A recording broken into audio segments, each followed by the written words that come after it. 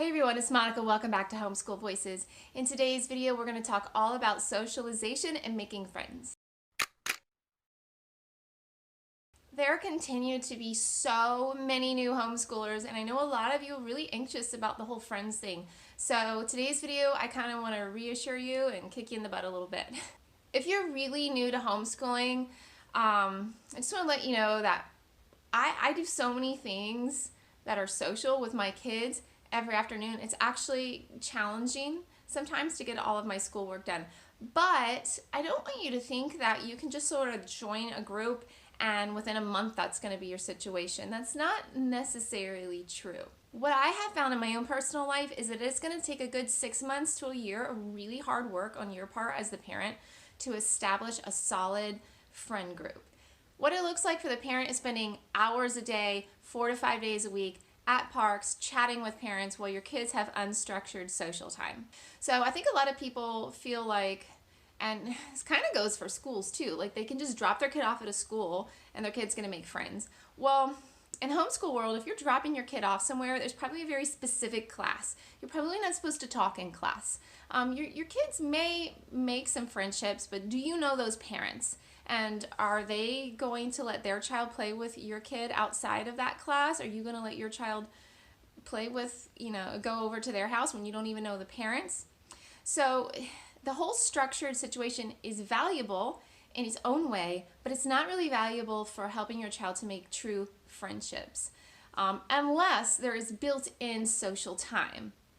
For example, I teach a class in the park and I intentionally build in a couple of hours afterward, and I told the parents in the beginning. So I offer the class for free, ding, ding, ding, that's gonna help people come. I do ask for a deposit, which helps ensure that people come regularly, which I will return if they make most of the classes. And then I tell them, please, try to open your schedules up and let the kids stay for an hour or two afterwards so that they can hang out and talk. I am getting the parents to come to the park with a structured activity because unfortunately a lot of people just won't come. And maybe that's you. Will you not come to things because it's not valuable, right? But then at the same time you're thinking, oh, my kid doesn't have any friends. But you won't come to unstructured park days because park is just, your kid is too good for park. They're too old now, right? Which is ridiculous, right? Because parents go to the park all the time and they talk, but your 12-year-old's too old for the park? No, 12-year-olds can throw frisbees, they can throw baseballs, they can play soccer, they can talk, they can walk around, they can ride skateboards, they can ride scooters. A 12-year-old, a 13-year-old, a 14-year-old is not too good for the park. So if your child needs friends, are you passing up opportunities? Have you looked for opportunities? That's the other thing. So you got to look for opportunities, and the best way that I know to look for opportunities is on Facebook. And a lot of people say, well, I don't use Facebook. Well, don't come to me and say your kid doesn't have friends. I don't know what to tell you. You have to use the opportunities available to you. And as far as I can tell, they're mostly on Facebook. You might try meetup.com, right? And you need to break into some homeschool groups. And when you find one, however you find it, you need to attend religiously. Again, you can't go like once every 4 months and be like, gosh, my kid doesn't know anyone in that group. Well, obviously they don't know anyone if you come once every 4 or 5 months. You're going to have to come religiously. Every time they have a meetup at the park, you're going to have to come. And maybe there's not a lot of kids your kid's age. So then you're going to work to find more and more and more homeschool kids your kid's age to come to that pre-existing meetup. It's always better to work in a pre-existing structure that's already built for you, so you don't have to start from scratch.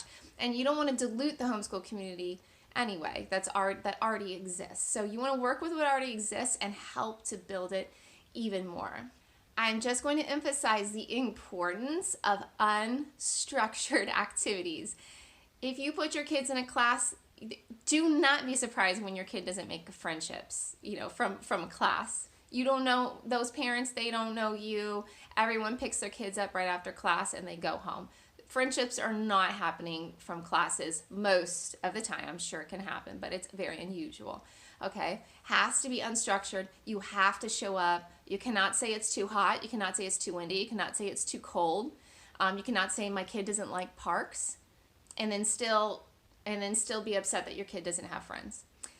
there are almost always meetups and park days almost anywhere you go for homeschoolers. You have to find those opportunities, find them on Facebook, type in the name of your town and the word homeschool. You probably will get multiple groups. You need to go on those groups. You need to post multiple times in different ways. Are there any meetups? You can make this post 3 different times. Are there any meetups that include kids around this age, right? You need to say, maybe that doesn't work. So you say, my 12-year-old son is looking for friends. Would anybody like to meet up at the park on a weekly basis? And then you're going to say, what days work for you? And you are going to have to be flexible to start to get this thing going. Another thing I want to mention is the age thing. So your kids need to be open to being friends with kids 2 years younger and 2 years older. This idea that your kids can only really be friends with kids exactly their age, that's just from the public schools. Of course, the public schools are going to set things up like that. They have so many kids, of course they're going to group them exactly by age, and your kid is just accustomed to that. And it's not a reasonable thing to expect in the homeschool world, and it's not really ideal either. I mean, in the real world, we're around people of all different ages and abilities and maturity levels, even well into adulthood. So again, don't be super strict and say only third grade kids. I say this because in my homeschool group, I've seen it. We want to do a meetup for 3rd graders. Are you serious? Only 3rd graders? How about 1st, 2nd, 3rd, 4th, and 5th? That might be a little more productive. You're more likely to create friendships. My daughter has had a very good friendship with a little girl, I think 3 years younger than her. Do they 100% connect? No, but she really enjoys this little girl, and they play a lot. If there's nothing existing, you're going to have to make your own group.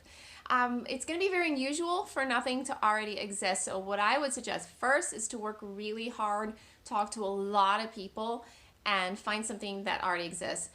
If you are a church-going person, this actually should be very easy for you because most churches have like a homeschool community. And if your church doesn't, maybe you need to find a new church because you need a homeschool community, so that's part of your needs. If you're not a church-going person, you might have to work a little harder at it, and you may have to create a group. I created a group in my town. There were homeschoolers, but they just weren't like really connected very well.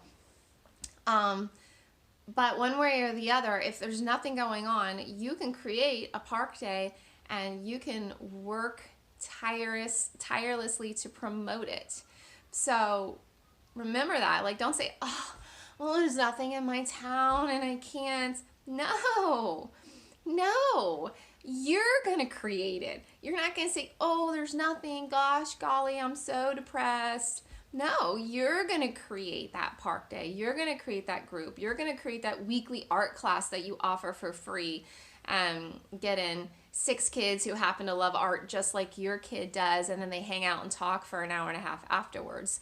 You're going to create it. So first you're going to look for something else, that somebody else has already created, and really work hard to get into that. And then if that doesn't exist, you are going to work to create something. I mean, in my group, at the end of the day, there's over 1,000 people in it, and there's a handful of us, that offer classes. Why do I offer classes? For my kids. For my kids, not for anybody else's kids, for my kids, because I'm trying to bring in kids that are my children's age and have similar interests. And you know what? It works. And not enough people do it. If you're having trouble finding friends, if there's no meetups where you live, you need to get creative. And you cannot just say, oh, there's nobody here. There's people. There are people. I mean, even if the classes that you offer appeal to public school kids, because maybe you live out in the middle of nowhere, and most kids do go to the public school maybe. So you might have to get creative.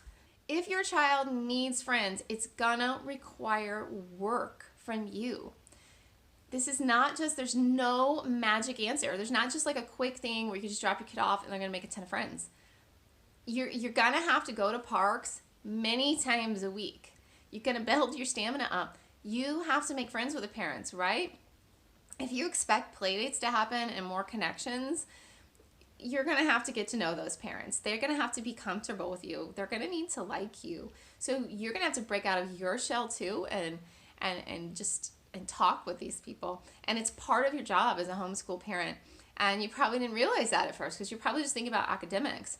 But you're going to have to go to things many days a week. So I'll give you an example. I have a homeschool group, and one of my questions before I let people in is, can you attend at least one event a month? And a lot of people say, I'm not sure. Like, are you kidding me? You don't think that you could attend one event a month? Well, I work. We'll do it on the weekends. Your kids need to connect with other kids on a regular basis. A lot of people work. So those will be your people, the people who want to get together on the weekends or maybe late in the day. But, figure it out. Make it happen. You're going to have to put in a big time investment. Last thing I want to mention on this is don't expect it to happen quickly.